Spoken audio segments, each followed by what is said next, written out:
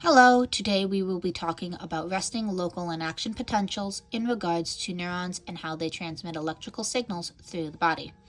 First off, resting potential, which can be described as the value of the electrical potential of the plasma membrane when it is at rest and ready to send a signal down its length. This value is caused by a difference in charged sodium and potassium ion concentrations on either side of the plasma membrane. In general, the extracellular fluid, or ECF, has more sodium ions, while the intracellular fluid, or ICF, has more potassium ions. The ICF also has negatively charged proteins in it that cancel out the positive charge of the potassium. This causes a difference in charges between the two sides of the plasma membrane. This charge can be measured at a value of negative 70 millivolts for the ICF. To maintain this resting state, sodium-potassium pumps work to continually make sure that sodium ions exist in a higher concentration in the ECF and that potassium ions exist in a higher concentration in the ICF. When a neuron is stimulated, the plasma membrane of the neuron is no longer in a resting state.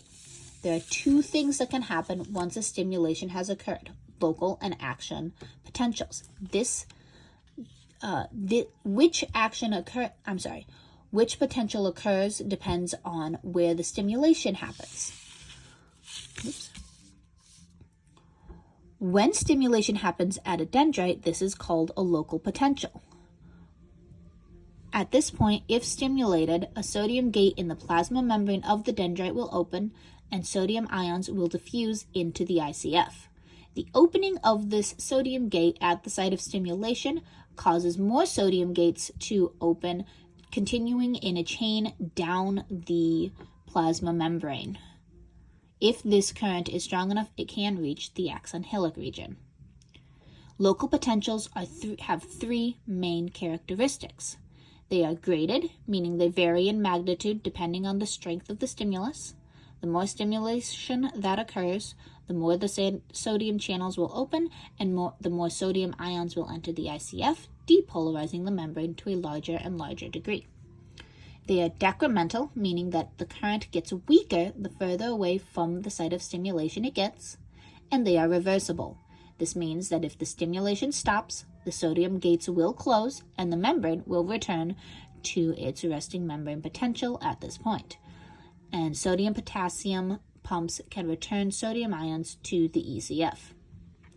As mentioned, if the stimulation is strong enough, the current can reach all the way to the axon hillock region. If a current reaches all the way to the axon hillock region, there are two potential options. Option one is that the current is not strong enough to change the value of the axon hillock, ICF, and the axon potential does not occur. Option two, the current is strong enough to change the axon hillock ICF to a minimum degree, creating an action potential.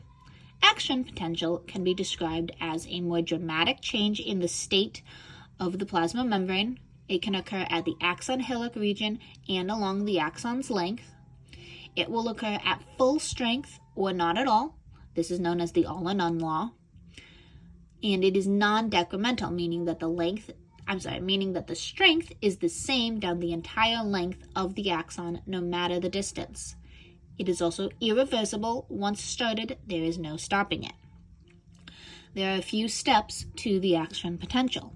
Step 1, when a local potential from the soma reaches the axon hillock, it begins depolarization of the hillock's resting membrane potential from a negative 70 millivolts to a minimum threshold of negative 55 millivolts.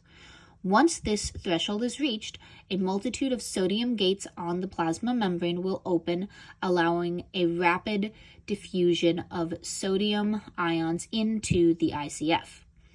This can be measured as the ICF goes from negative 55 millivolts through 0 millivolts up to a positive 35 millivolts.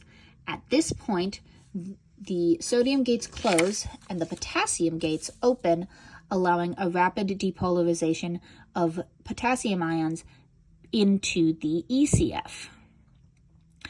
This causes the membrane potential to undergo another rapid shift of voltage back to its value in the negatives. Once the value of negative 70 millivolts is again achieved, the potassium gates close. With both gates closed, sodium-potassium pumps are able to return the cations to their original locations, allowing the membrane to recover and be ready again to do it all if stimulated.